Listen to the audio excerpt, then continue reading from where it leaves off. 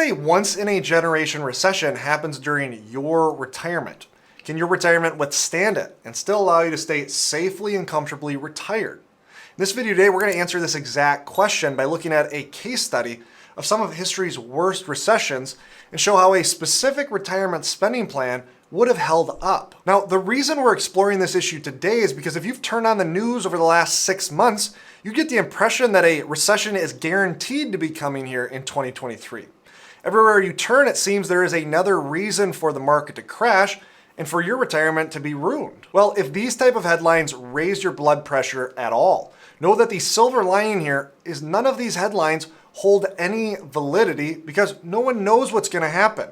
If Dr. Doom's warning of the economic trilemma had any accuracy at all, and Dr. Doom would be a whole heck of a lot richer, and I promise you he wouldn't be vocalizing his predictions to the point of being quoted in a weekly Fortune article.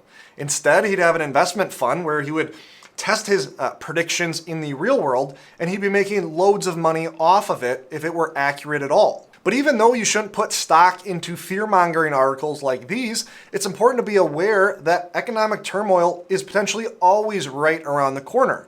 This is true in the middle of 2021, where it seems the economy is flying high, and it's also true here in 2023, despite it looking like a more dire situation. Now, to deal with economic crisis, I think there are two concepts in retirement income planning that need to be part of every retirement plan. The first is a dynamic income framework. What I mean by this is you need a way to assess your plan at different points in time in the future and see if a course correction is needed, either from really good performance in your underlying portfolio or really poor performance in the case of economic crisis. Inherently, retirement planning should err on the side of conservatism. Take the famous 4% rule.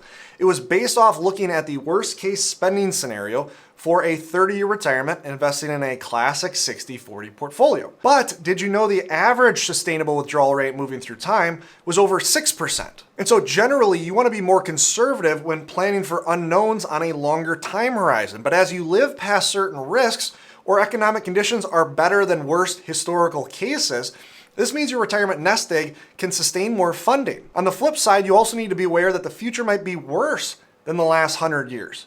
A dynamic income system gives you a guide to adjust your income down in really bad scenarios and in unknown bad scenarios, all in a data-driven way. The second concept is somewhat related to this idea.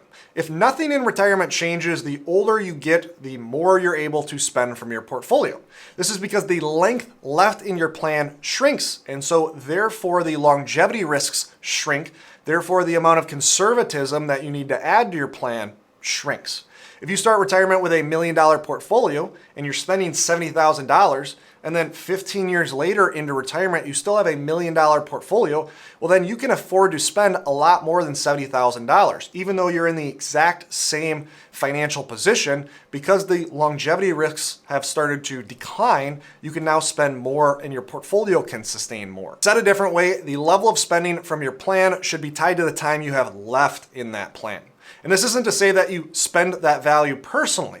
Again, it could mean giving to the next generation before death. It could mean giving to charity and gaining those tax benefits while still alive. And so let me pose a question to you. We're going to walk through a case study for John and Sally. You can see a snapshot of their situation on the screen. They're turning 65 this year and retiring. They have $2 million in retirement assets. They want to spend $95,000 per year as kind of that base level of income, and they want to leave a safety buffer or legacy of $500,000. Now, this is just looking at their retirement assets. They also have a $350,000 home they plan to leave to their 2 children as well. Now, in a second, we're going to illustrate John and Sally's retirement looking at some of the worst historical recessions we've seen. But to walk through this plan, we're going to use some cutting-edge planning software we use here at Safeguard called Income Lab. Income Lab is known for its innovative dynamic income framework. And the first thing you'll notice is this couple can afford to spend quite a bit more than $95,000 right off the bat in retirement. In fact, they can spend about $11,000 per month, which is about $30,000 more, or rather over $30,000 more than that $95,000 goal. But this couple's big worry is economic turmoil. Now, just for simplicity, we're going to look at them investing in a classic 60-40 portfolio. But no, even a balanced 60-40 portfolio can feel like a roller coaster at times. During the Great Depression, a 60-40 portfolio lost more than 50%. During the stagflation era of the 70s, a 60-40 portfolio lost a third of its value twice. And then during the global financial crisis, it lost at most 40% at one point in time. And so here's my question to you. If you had a crystal ball and you knew a once-in-a-generation recession was right around the corner, what would that mean for your retirement? What would you do? If you were on the edge of retirement, would you still retire, or would you continue to work and delay retirement because you're trying to avoid taking from your portfolio when it's down? Would you start spending less if you're already retired? Well, there's a good chance a once-in-a-generation recession would have a smaller impact on you reaching your goals than you might think. That might seem crazy to say, but let me show you. So Income Lab has an incredible feature called the Retirement Stress Test. And this is basically going to allow us to look at some of the worst recessions in history and see what it would mean for retirement spending and portfolio balances. I have this shown on the screen, and what you'll see is we can isolate some of the worst starting periods for retirement in the past, and again, look at how your retirement spending and your portfolio would have acted during these type of scenarios, essentially. And so first, let's start with the Great Depression. Obviously, one of the worst scenarios we would have historically seen. Stock prices fell by 85% over a 2-3 year period. Unemployment reached 25% in 1933. In fact, this isn't the once-in-a-generation recession. This is a depression, as the Great Depression is called. And so what I want to show here is first looking at the income experience through time. Now, we're looking at this in terms of looking at static income, meaning that this person is going to try to maintain the same level spending on an inflation-adjusted basis moving through time.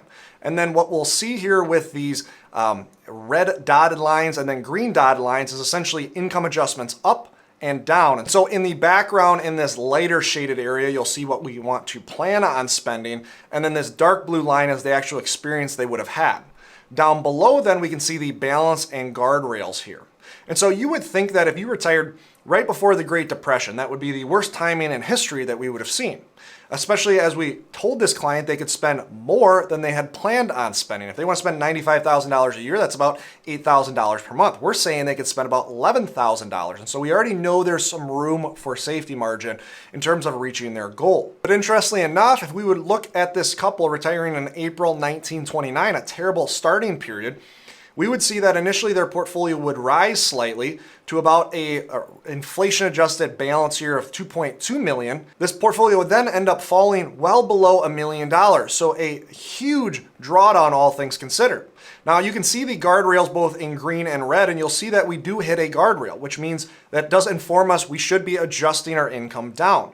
But look at how big of an adjustment this ends up being. We go from $11,000 in planned income down to about $10,418.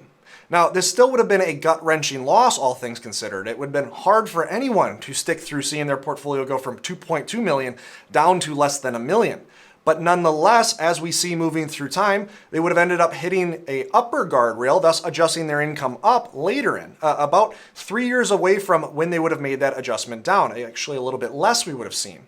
And then they would have seen 2 adjustments up, and they would have ended up spending more than they originally planned throughout the length of their retirement. Let's look at the stagflation era. Now, in the stagflation era, we would have seen US inflation peak at 14%, interest rates spike to 17%, and stock returns were abysmal. Right off the bat, in one of the, again, worst trials we would have seen historically, this person actually sees an income adjustment up right away when they start retirement.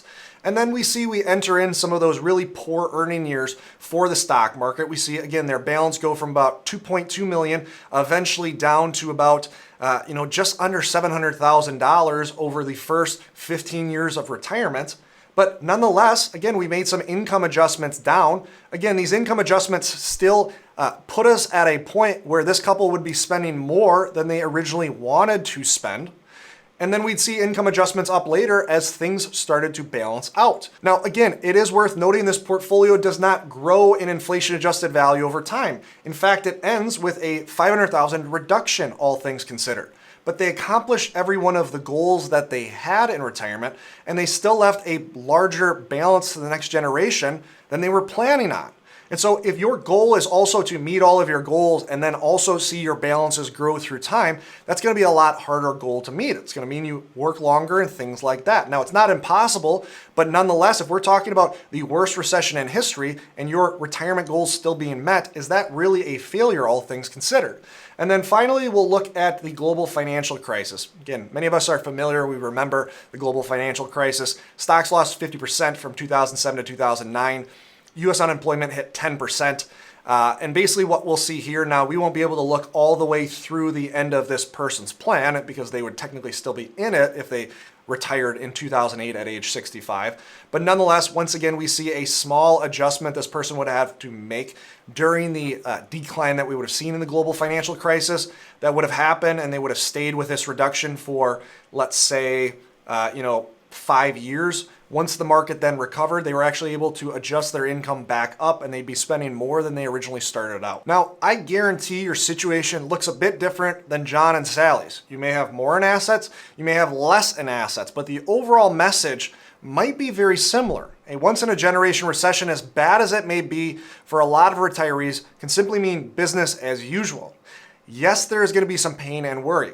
I don't know how to eliminate that. I don't believe you can eliminate that completely. After all, it is called economic turmoil for a reason. But if you have a strong retirement plan that adapts and course corrects, then your biggest risk is not a market crash, but rather deviating from your plan. So the question you should be asking is not, is there a recession around the corner? But rather, is your retirement plan strong enough to give you confidence through uncertainty?